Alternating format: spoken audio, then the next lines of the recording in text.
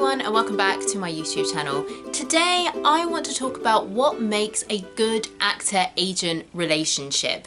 The relationship between an actor and their agent is a really important one. Your agent is there to facilitate so many things to do with your business as an actor, from finding you auditions to negotiating terms and contracts, to wading in for you on your behalf if there's issues. So that relationship is really, really important. And if you have a bad relationship with your agent, it can be really detrimental, really stressful, and really not good for your career or your career aspirations, where you want to be as an actor. So I wanted to talk about it because, especially when you're just coming into the profession, I think I've mentioned this in previous videos, but it can sometimes feel like you're the lesser part of the partnership as the actor. It can often feel like the agents have all the power, and that really shouldn't be the case. It should be an equal partnership. So, you know, fostering that relationship is really important. Show of the week this week is Hairspray. No particular reason, I just like that show. So I'll put a link in the description to the cast recording so you can check it out. So when it comes to your relationship with your agent, I feel, in my opinion, that there are some key questions that you can ask yourself. And the first one is, have they seen your work? Especially if you're approaching them for representation. You're not represented by them yet, but you want to be. Or if they approach you and they're like, hey, we want to represent you. When you're first signing with an agent, whether they've seen your work is really important, because if they've seen your work, chances are they want to sign you because they think you're talented. They'll have more of an idea of what your strengths are. Obviously, you're not going to see the full breadth of what someone can do just by seeing them in one role. But hopefully, if you're doing that role well, they'll be able to see kind of what some of your strengths are, at least. They'll be going off of you as a performer, and they'll be seeing you for your talent and your potential. They won't be seeing you just as a commodity. Sometimes some agents will see that someone who's unrepresented, maybe fresh out of drama school, has been cast in something quite major for someone that early in their career, and they'll just see that as an indication of, oh, they can get work, and we don't have someone on our books who maybe looks like them, who, you know, does musical theatre or who does film. So we'll just cast them, having never actually seen them perform. Something that I think that people don't necessarily talk about is that you can be good at auditions. You can be good at getting through auditions and getting the job, but not actually be that good in the role or be that talented. That could be because of your talent, especially if you're not that talented, but that could also be, you know, maybe you had bad direction or whatever. But getting a job doesn't necessarily mean that you've been well cast or that you're actually good. And this works in reverse. Like, you can be a really, really talented performer, but suck at auditions, which is shit.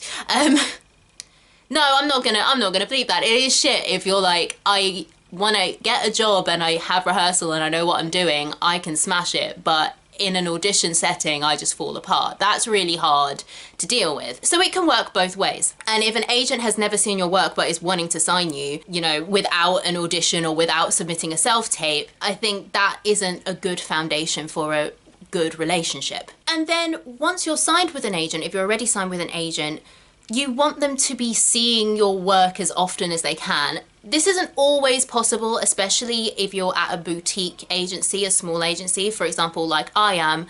My agent hasn't come to see every single show I've been in, especially if it's at busy times like Christmas when a lot of their clients are in work. There's only ever been a maximum 3 people in the office in the time that I've been signed with them. Sometimes it's only been 2 people working at the agency. And if they've got to see 100 clients who are all in Christmas shows and pantos, they're not going to be able to physically see everyone. So it's not always possible. But if it has been like a few years and or even like a year and you've just had a really busy year of it, and they haven't come to see you in a long time in something, that's probably something to not necessarily like flag as a red flag, but something to ask a question about, because they need to be able to see you and see the work you're in and see what you're doing to see if you know, you're happy, to see if they're putting you up for the best roles that you could be cast in and not kind of underselling you, things like that. The second question that you should ask yourself, especially if you're considering signing with an agent, is, are they giving you ultimatums? I've had discussions with friends who have, you know, had meetings with agents that they're wanting to sign with, and they've kind of given them ultimatums right off the bat of like, you know, if you don't get work in 6 months, then we're going to have to reevaluate, or, you know, we won't take this further. It's kind of a tricky one because obviously an agent isn't going to want to keep an actor who doesn't get work on their books. So it's kind of an unwritten kind of thing that, you know, when you sign with an agent, they're probably going to give you a year and you're going to give them a year, and then you'll probably, if things aren't going great, be like, hey, what's going on? But that isn't just to do with if you get work, it's also to do with, is your agent putting you up for stuff that you want to be put up for? How many first round auditions go through to second round or third round? What feedback the agent is getting from the casting directors from your auditions? Because sometimes, especially if you're new, fresh out of drama school, or you're trying to go into a new niche within the industry, it can take a while, you know, because the people who make the final decision might not want to take risks on a new graduate or someone who hasn't done a lot of TV and has only done stage, and they're casting for like the BBC's next big drama. Do you know what I mean? It's not just the actor having to prove themselves, the agent is kind of having to as well, and there are way more factors to consider rather than just, have you booked work in the last 6 months? Also, if the agent has seen your work, which is the ideal, they should have signed you based on your potential and your talent, not how bookable you are necessarily.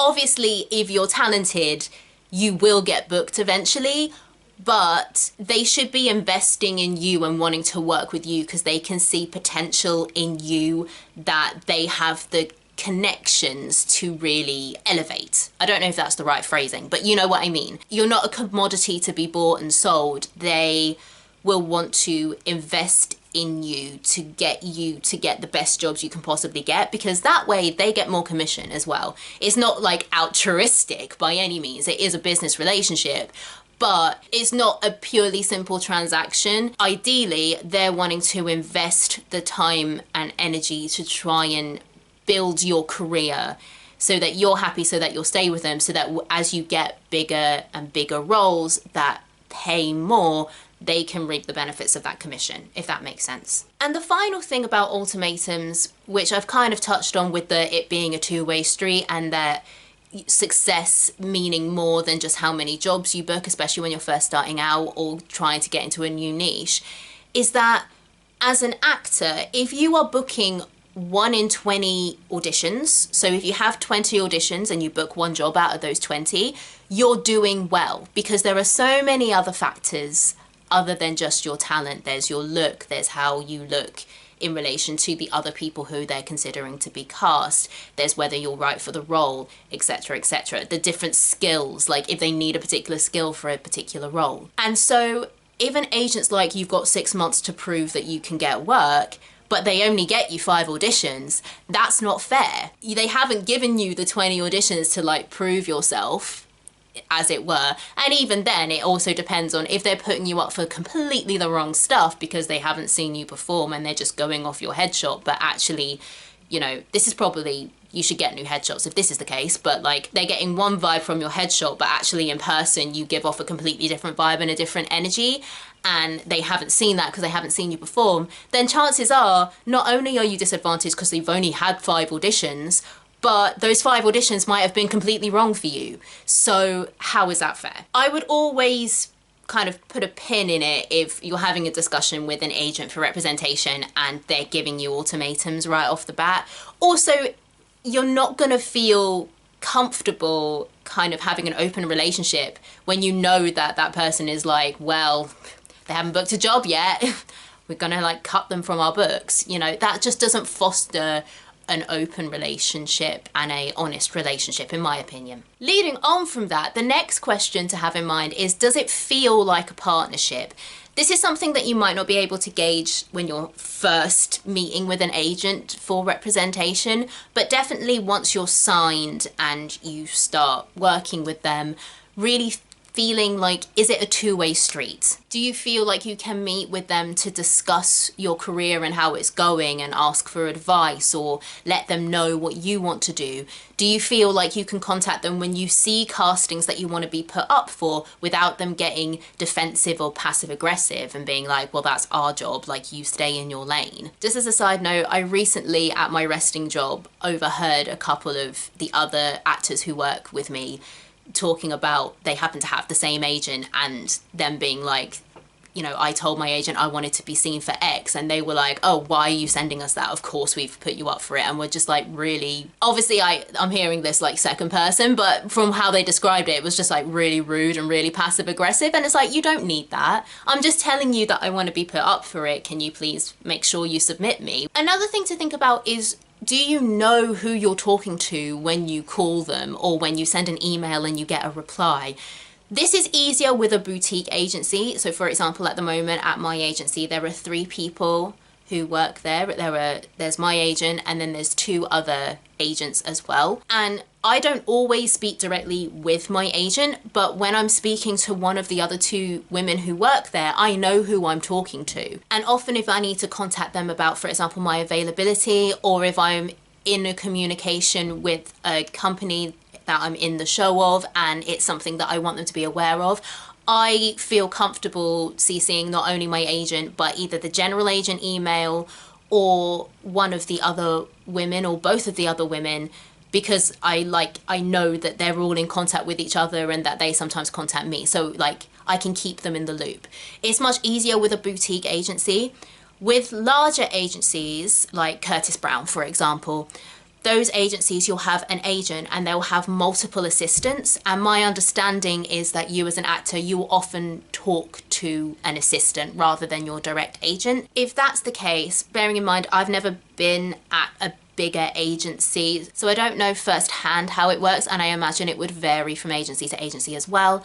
But if you have an assistant that kind of looks after you, knowing who that assistant is, if that assistant moves on to become an agent at another agency or elsewhere, knowing who replaces that assistant, if it's multiple assistants who look after you, knowing who all of them are, kind of like I know all of the agents at my agency, so I know who I'm talking to if I need to talk to a particular person. And also, I think this will probably depend on how you feel about your agent-actor relationship, but if you want to, knowing how to check in with your actual agent, because bearing in mind at bigger agencies, it's the assistant you're talking to, but it's the agent who represents you. So for me personally, I would like to know that I could check in with my actual agent, let's say once a month, to be like, hey, how are things going? Like, know who they are and have a relationship with them, you know, in case they come and see my show, it doesn't feel like I'm talking to a stranger. Obviously, that would probably depend on you and how much of a personal relationship you like to have with your agent, but it's just something to think about. The next question, which kind of leads on from that, is do you trust them? Do you trust your agent to do what is best for you? And I think this is particularly important if you're from or identify as someone in a demographic that can suffer from discrimination.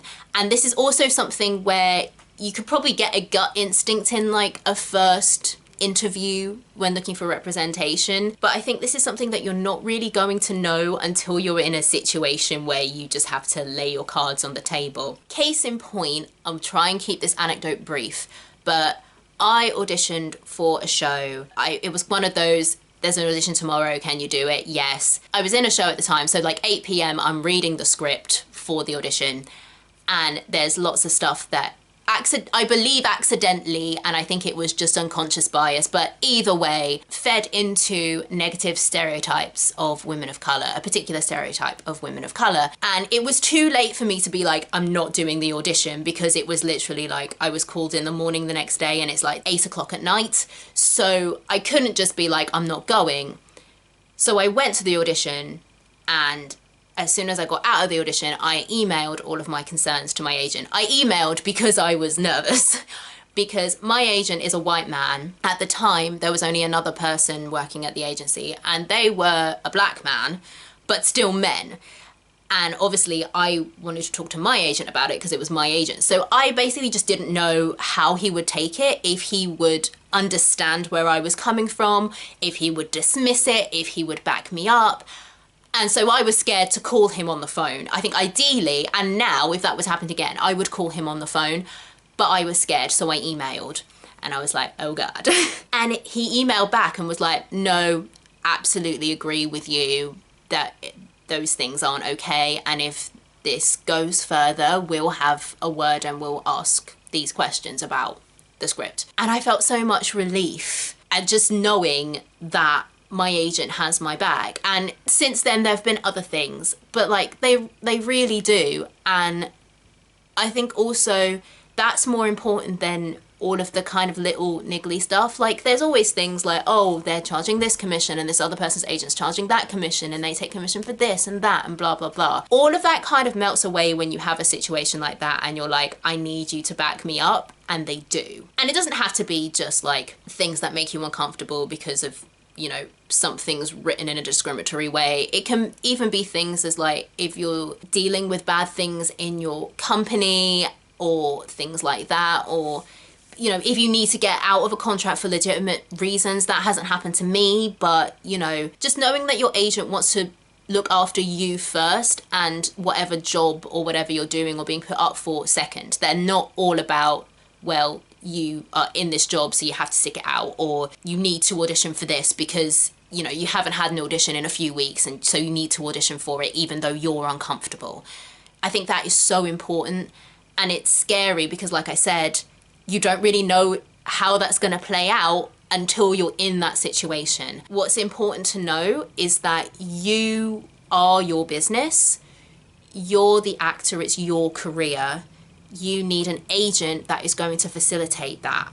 If there's work that you don't want to do, whether it's because of any of the stuff that I've just mentioned, or just you don't want to do that kind of work, you don't want to do panto, you don't want to go on tour, it's your career and you have the right to make those decisions.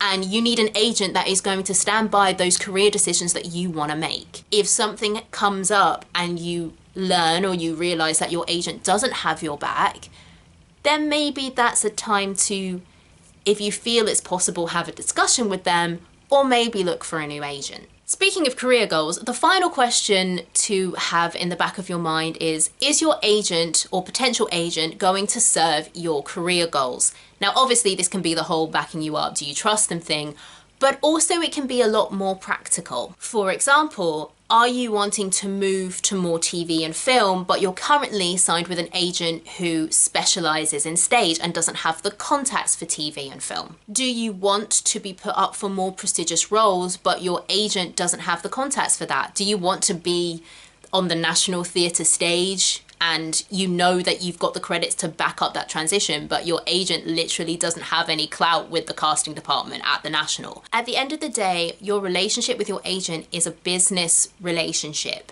Yes, there are some people who have more personal relationships with their agents, or you can have a more distant relationship with your agent. That will depend on you as a person and your agent as a person, how you guys like to work. But at the end of the day, purely basic, it's a business relationship, and if the business relationship isn't working, if you're not getting the kind of jobs that you want to get and your agent can't facilitate that for you in any way because they don't have the contacts or they don't have the clout, can't believe I used clout in one of my videos, oh my god, then that is a good reason to move on from that agent, or choose not to sign with that agent, to sign with someone else. And that doesn't mean that the relationship is bad on a personal level. You could really like your agent, you can almost consider them a friend, but at the end of the day, if they're not getting the jobs that you want to have, then you need to have that discussion with them and see whether it is better for you to move on. And I've never been in this situation, but my understanding is on having a discussion with your agent and deciding that, yeah, actually the kind of work I want to do is not the kind of work that you can help me get. Usually the old agent or the agent you're currently with will keep you on their books until you find someone new. So it doesn't have to be a bad ending to that business relationship by any means, especially, you know, if you've had a good relationship with your agents in the past, if they, you know, have always had your best interests at heart. It doesn't have to be a bad ending. It doesn't have to be a bad relationship in kind of the personal sense, but from a business standpoint, if it's not serving you, then you should move on or try and fix it, but if you can't fix it, move on. So those are my thoughts on how to facilitate a good actor-agent relationship, some questions to be asking yourself, some things to look out for, and I hope you found it helpful and interesting, and I hope you enjoyed this video. If you did, please consider liking and subscribing. Would love to have you on the channel. Come on down. Come on, you know you want to. Stay tuned for more theatre content from a UK perspective, and I will see you all in my next video. Bye friends!